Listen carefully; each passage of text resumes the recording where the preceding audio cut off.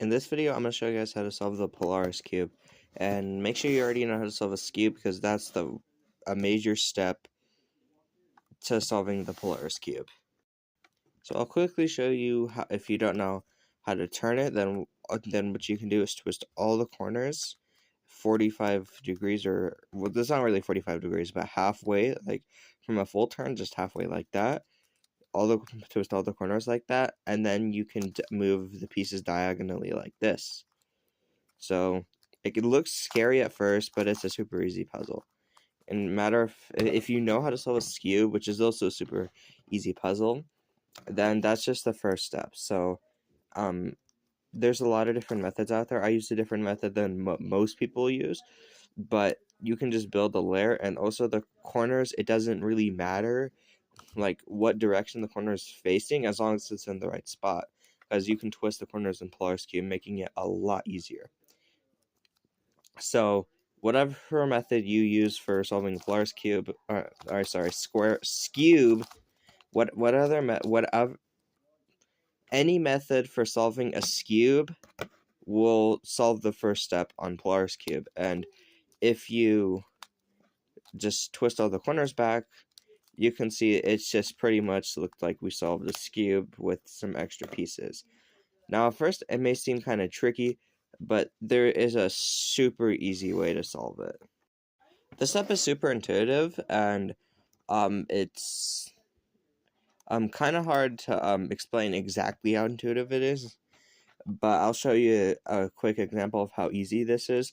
So, in order to solve something like this, or let's do this. So a lot of people, if they're not very good, they would insert this edge, and then insert this edge, and then solve the rest of the cube because they don't know this trick. But what you can do is you can actually just put this edge here like this with these three moves, and even though it breaks up a bunch, by doing one move and then undoing the move and undoing that, that we can solve it a lot easier. And there's something very similar for Polaris cube. So let's say we want to solve, say, this piece. This needs to go either here or here, and this can be moved here easier, so it definitely goes here. So there's a few different ways we can actually do this. So what you can do is you can line it up so that this piece, when it moves up here, it will solve, as long as there's one unsolved edge here. And then you can move the unsolved edge into this spot and turn it and bring it back down. And a lot of the times it will actually just solve this piece, which is super useful. And also this can be done with the left hand, but there's another way. It doesn't really matter what angle you do it from. But if you want to solve let's say you want to solve this into here, but when we do this, it's gonna break up another piece. This actually has an unsolved edge already here. So what we can do is we can bring that unsolved edge here, bring this up to replace it, bring this over here, and bring it down. And that's actually that's pretty much equivalent to doing this in 3x3. So yeah. And you can just go around doing this one corner at a time using either these two. So I'll just quickly show you. So let's say we want to solve this into here. One way we can do this is bring this down like that to solve that, and then replace it with an unsolved edge like that, and then bring it back up. And as I said before, not all the time, but a good amount of the time, it will solve other pieces. It's this piece or this piece. So that just makes this puzzle even easier. And you can go around doing this for all of the edges. I'll speed things up a little bit.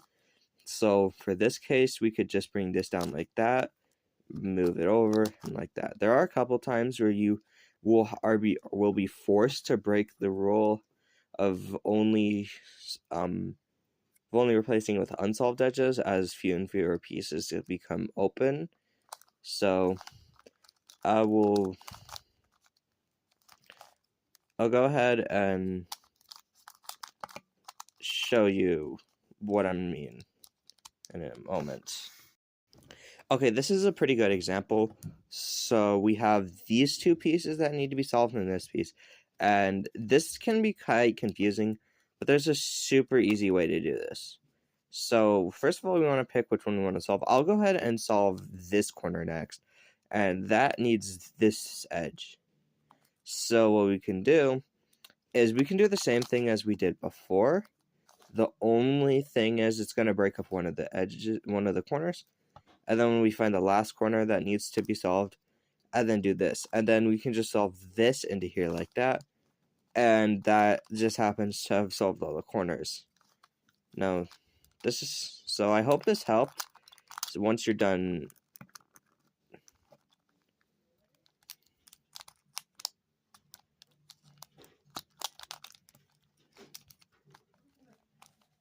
Once you're done twisting all the corners, it should be solved.